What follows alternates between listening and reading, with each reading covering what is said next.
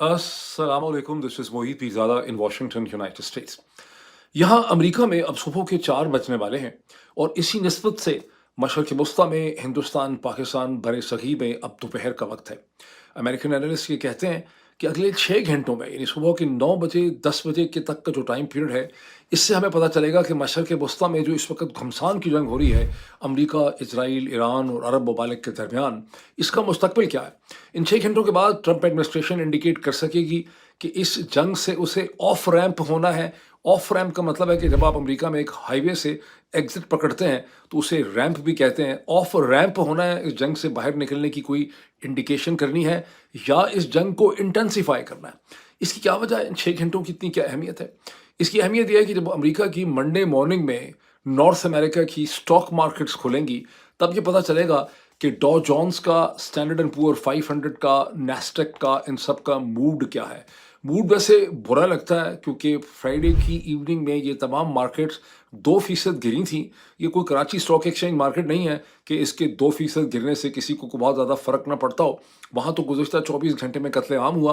जो छोटी सी नन्ही-मुन्नी Pakistan stock exchange है, वहाँ पर तो वो बंद हो गई 45 मिनट के बाद, बिकॉज़ वहाँ पर तकरीबन पता नहीं कितने फ़ीसद वहाँ पर वो मार्केट गिरी है, 9% गिरी है या ज़्यादा गिरी है, तो वो मार्केट बंद हो गई थी। लेकिन ये जो मार्केट्स अब खुल रही हैं और एशिया में भी बहुत सी मार्केट्स में इसी किस्म का कत्ले-आम हुआ है, लेकिन ये जो मार्केट्स खुल रही हैं, इसका जो मूड और टेम्परामेंट है, उसका उन तमाम अमीर लोगों की किस्मत से, उनके पैसे और धन से उसका ताल्लुक है, जिन्होंने ये जंग शुरू कर रखी है। और संडे की इवनिंग तक के जो मूड पता चलता है ऑयल मार्केट्स का, वो खासा परेशान-कुन था जब आप देखते हैं कि वेस्ट टेक्सास इंटरमीडिएट जो है, वो 106 से $113 पर बैरल पे था। जो ब्रेंट क्रूड था, वो तकरीबन 110-111 डॉलर पर बैरल तक जा चुका हुआ था, शूट कर रहा था मसलसल। और एक्सपेक्टेड है कि सुबह भी अगर यही सूरत हाल जारी रहती है मशरिक़ वस्ता की जंग की और वाइट हाउस से कोई इंडिकेशन नहीं होती कि इस जंग ख़त्म होने का कोई सीन है, तो ऑयल प्राइसेस भी ऊपर जा सकती हैं और शेयर मार्केट्स जो हैं, जो स्टॉक एक्सचेंज की, वो नीचे गिर सकती हैं।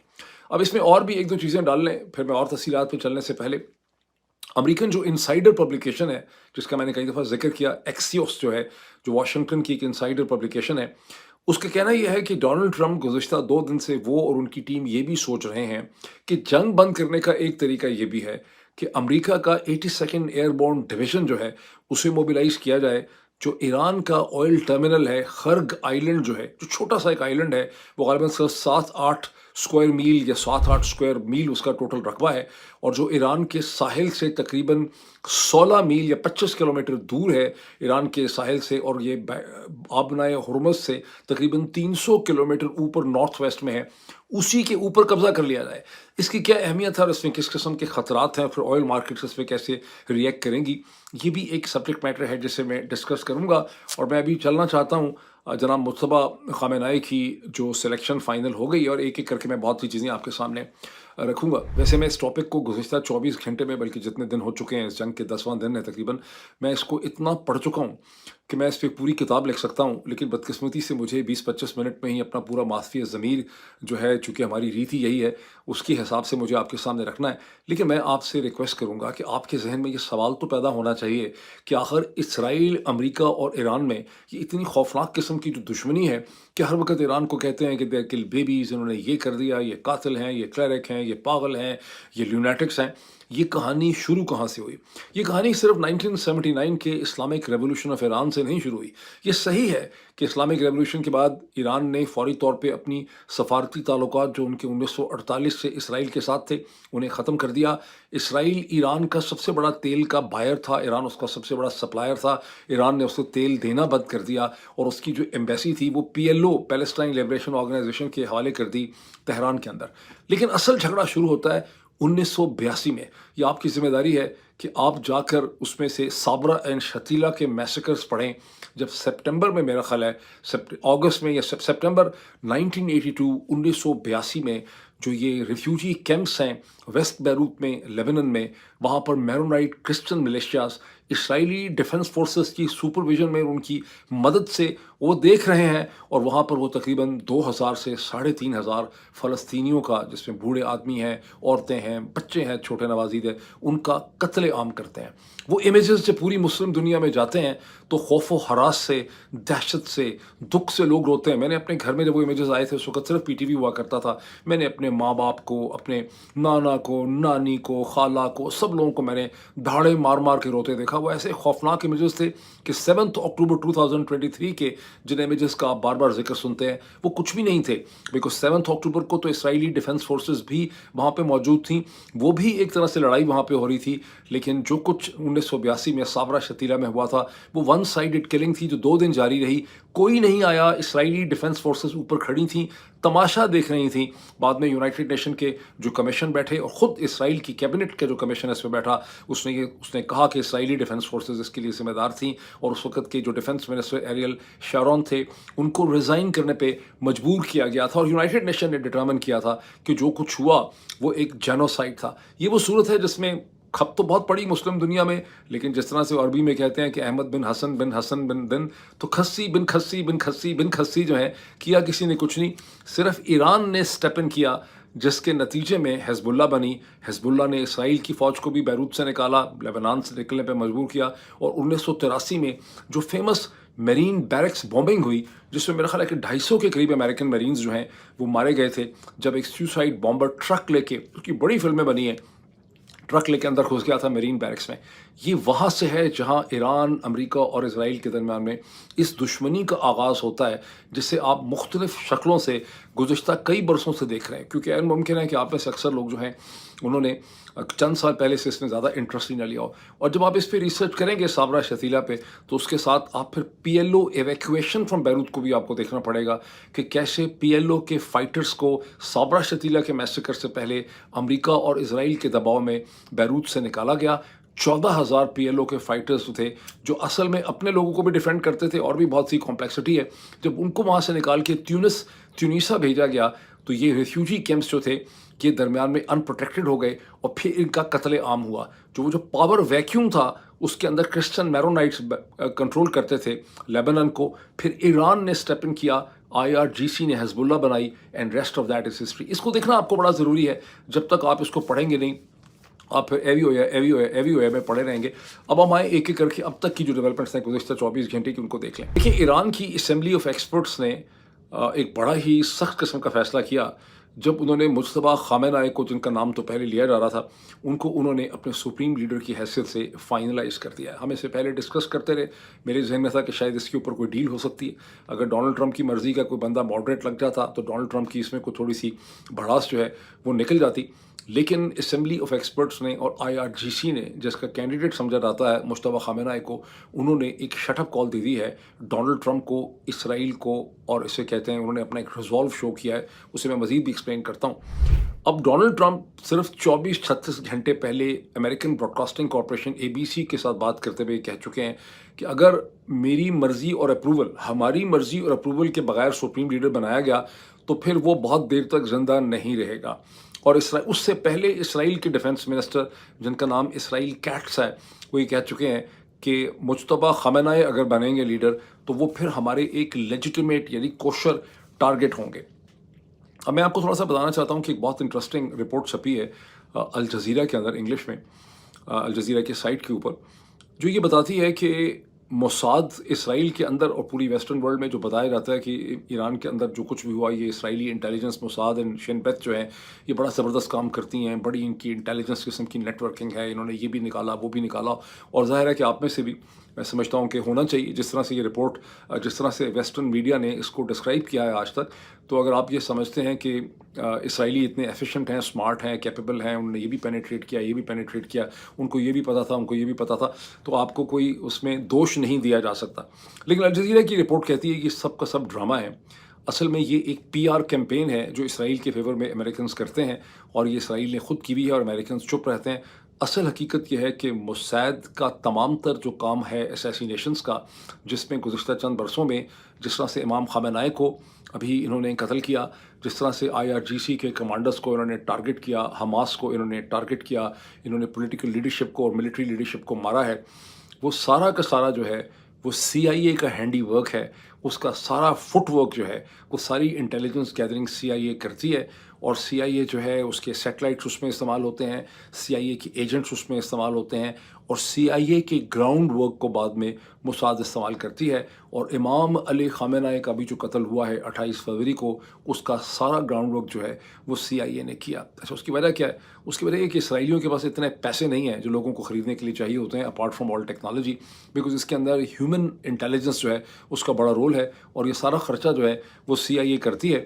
اور امام خامنہ کے کیس میں تو ان کے گارڈز کی کمپلیٹ فوٹیج کہ وہ کھانا کس وقت کھاتے ہیں، باتھ روم میں کس وقت جاتے ہیں، اور جتنے اسرائیل میں اور تہران میں جتنے CCTV کیمرے، جیسے محترمہ مریم نواز صاحبہ بہت خوش ہوتی ہیں کہ میں نے پورا لاہور جو ہے وہ کنٹرول کر لیا اپنے CCTV کیمرہ سے، تو تہران میں بھی انہوں نے ہر اسکوائر کے اوپر CCTV کیمراز لگائے ہوئے تھے، اور CIA نے وہ CCTV کیمراز یا موساد نے ہیک کیے ہوئے تھے، جس کی وجہ سے ان کو پتہ چلتا تھا کہ اسرائیلی لیڈرشپ کی، یا خود ایرانین نے معلوم کیا، یہ ایرانین انویسٹیگیشن ہے جو الجزیرہ میں چھپی ہے، کہ امام خامنہ کی کس وقت موومنٹ ہوتی ہے، ان کے گارڈز کی کیا موومنٹ ہوتی ہے، وہ گھر سے کب آتے ہیں، کدھر جاتے ہیں، کون بیوی کو ملتا ہے، کون اپنی گرل فرینڈ کو ملتا ہے، وہ تمام موومنٹ کو وہ مانیٹر کرتے تھے۔ لیکن ان تمام چیزوں میں جو خرچہ لگتا ہے، وہ بجٹ جو ہے وہ CIA کے پاس سے، مجھے یاد آتی ہے جیمز بانڈ کی ایک مووی تھی جس میں جیمز بانڈ جو ہے وہ CIA کے ایک بندے کو کہتا ہے کہ اس میں اتنا خرچہ مجھے لگ رہا ہے کرنا پڑے گا، وہ کہتا ہے money is not a problem, do you think money is ever a problem for CIA؟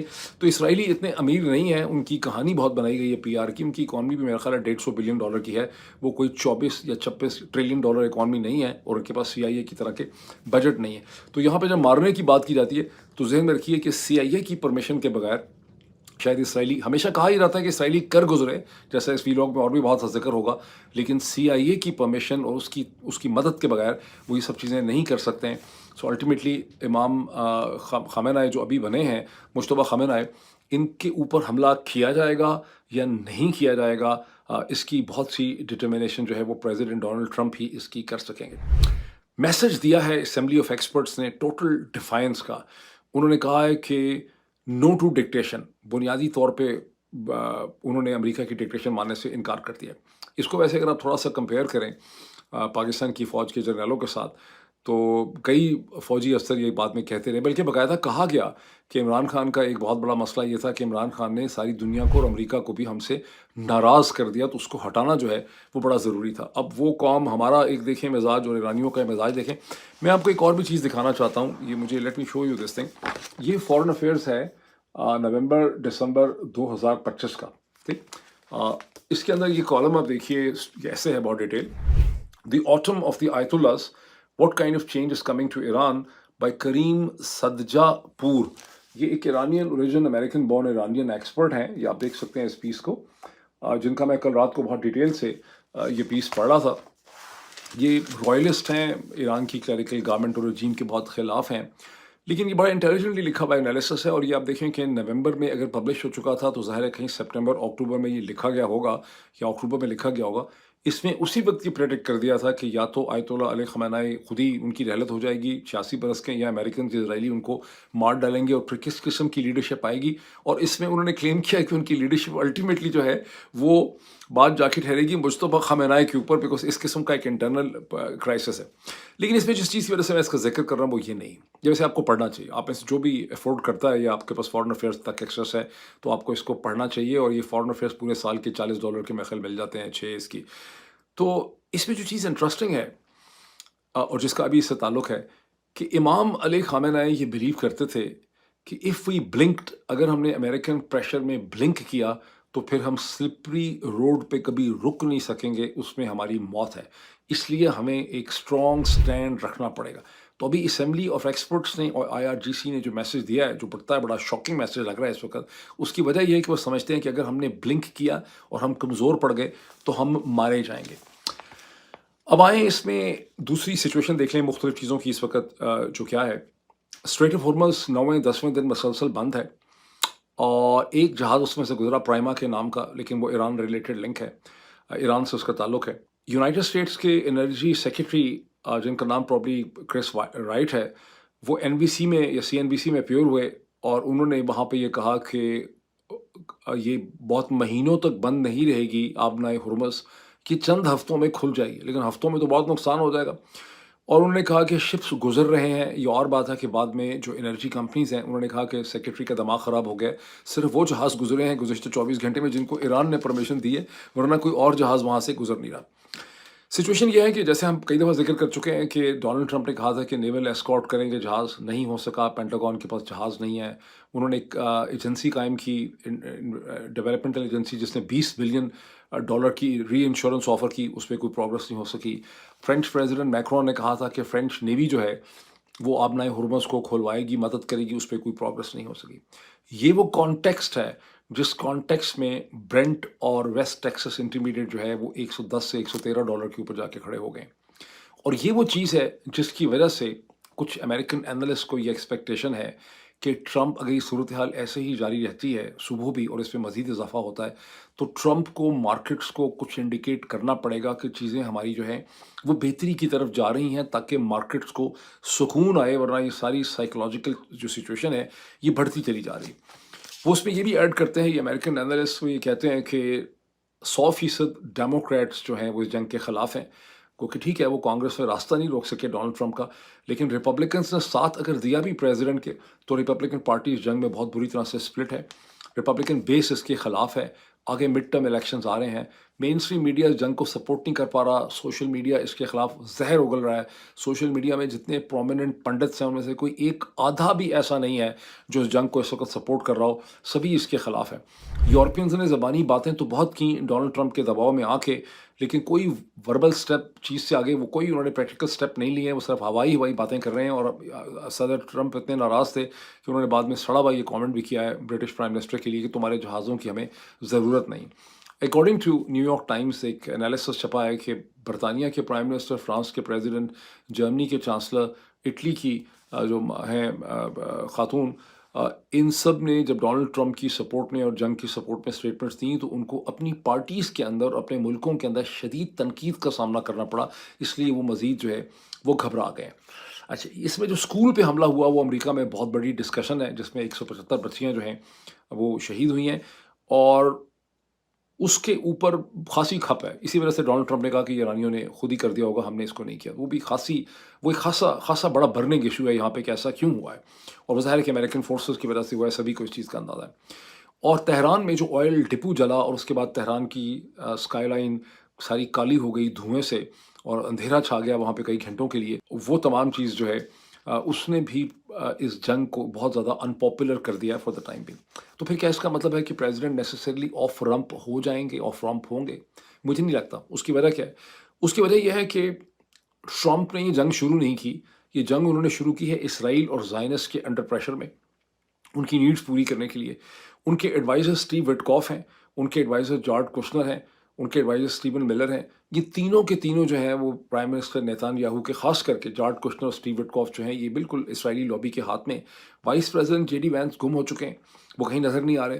وہ جنگ کے خلاف تھے، وہ انٹرونشنز کے خلاف تھے. انہوں نے وینیزویلا کی بھی مخالفت کی، ایران کی جنگ کی بھی مخالفت کی. اس وقت وہ کہیں نظر نہیں آ رہے، وہ صرف ان کی تصویر بھی کہیں نہیں آ رہی.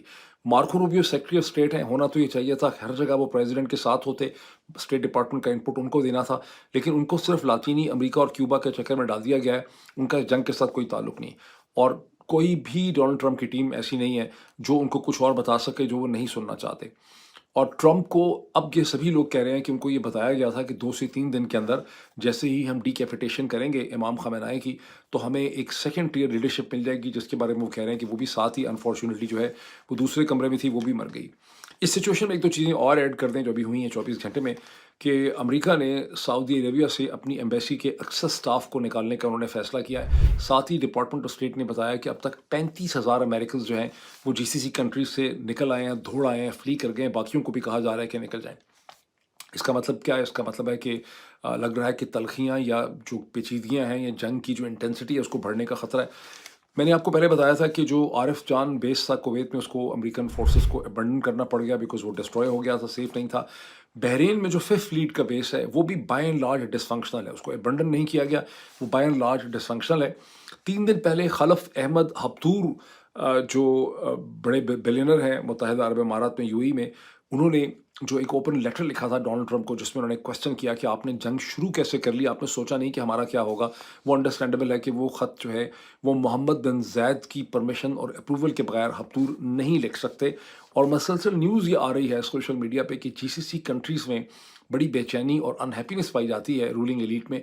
वो समझते हैं कि अमेरिका ने इसराइल को तो डिफेंड करने की कोशिश की है, या इसराइल की खातर हमें जंग में डाल दिया है, लेकिन हमें डिफेंड नहीं किया गया। वैसे ये बात सही नहीं है, बिकॉज क्योंकि आप देखते हैं कि जो इमेजेस इसराइल से आ रहे हैं, और थोड़ी सी आप रिसर्च करें तो 30 से 40 हज़ार बिल्डिंग्स इसराइल में डैमेज हुई हैं, और ईरान ने इसराइल पे और किस्म के हमले किए हैं, जीसीसी कंट्रीज़ पे और किस्म के हमले किए हैं। तो ऐसा नहीं है, बहरहाल जीसीसी की फीलिंग ये है कि हमें इस जंग में फंसा दिया गया है।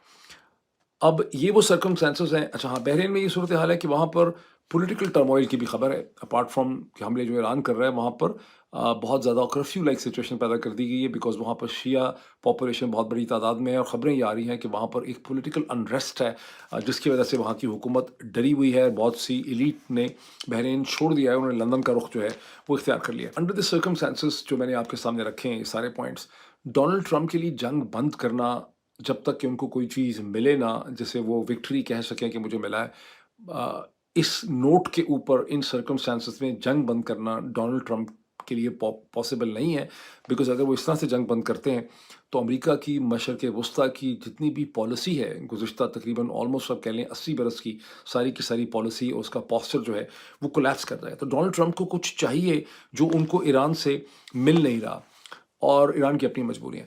ये वो सेट्स ऑफ सर्कमस्टांसेस हैं जिसमें ज़रूरत इस चीज़ की थी कि ईरान और चीन, सॉरी ईरान मैंने गलत कह दिया, रूस या चीन की तरफ से कोई एक या दोनों जॉइंटली इसमें एक नेगोशिएशन करते।